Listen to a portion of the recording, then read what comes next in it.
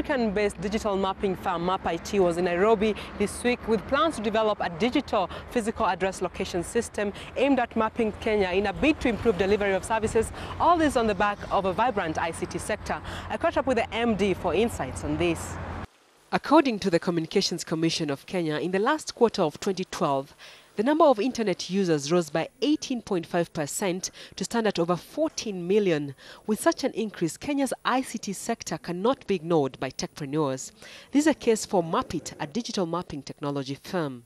So with the focus on Africa that MapIT has, the level of accuracy of information that they have is actually higher as opposed to, say, Google Maps, who they actually provide information to. But because they're not covering, like the whole world, it's easier for them to keep the information more up to date and more accurate.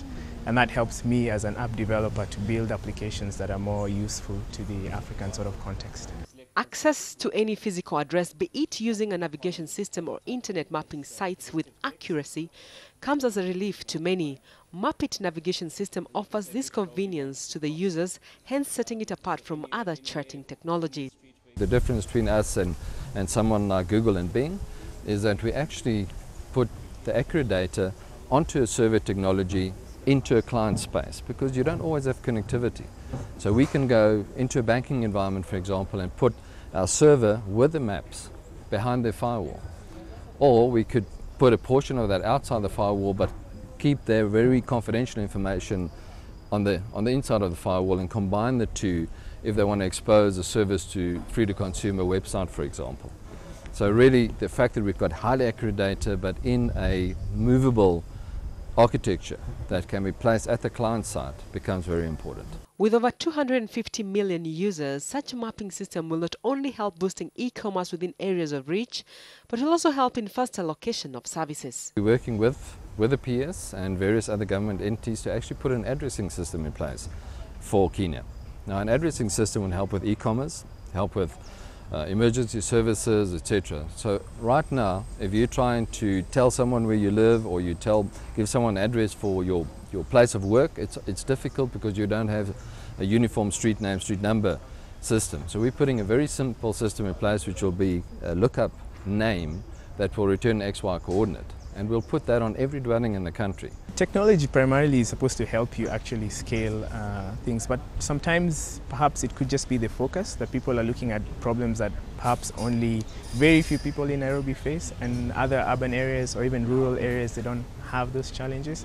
So I think they need to be a bit broader in terms of the problems that they're trying to face, and then applying technology adequately to scale to other areas. After 100 meters, cross the roundabout, first exit, Kenyatta Avenue. The uptake of mapping technology has, however, been slow in comparison to other applications, with commercialization being a concern. Uptake's been absolutely massive. We've got, at the moment around the world, we cover 220 countries, 250 million users on the system. So the uptake has been tremendous. We actually just introduced this combination of highly accurate maps with the Jakarta LBS platform into South Africa last year in March. And we already have more than 300 developers on our dev zone from more than 200 companies. And that in such a niche space is absolutely mind-boggling, in fact. So we're very, very happy with the uptake. The main problem we have right now is making things that are actually relevant and actually finding a way to make money out of them. So monetization is always a big problem, because when you look at the West, most of the models are based on credit cards. Many people in Kenya don't have credit cards. So we have to find different ways of getting money out of the consumers and into the pockets of developers. So I think the biggest challenges are relevance. So developers have to make things that people actually want to use. And then they also have to know that it's a business. So you also have to make money. You can't just have an application and be famous. You actually need to have a solid business model around it and a way in which you can get revenue from your consumers. With Kenya leading in connectivity across the region, the ICT and economic potential of the East African market bloc is yet to be fully explored.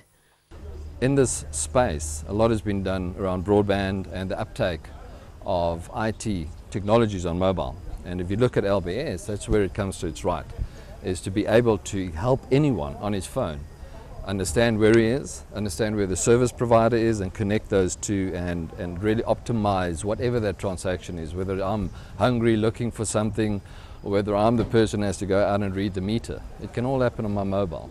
And we're seeing mobile expansion in East Africa happening much faster than in our space, purely because the broadband is helping. The data costs are coming down, and we're obviously transferring data over the network the whole time.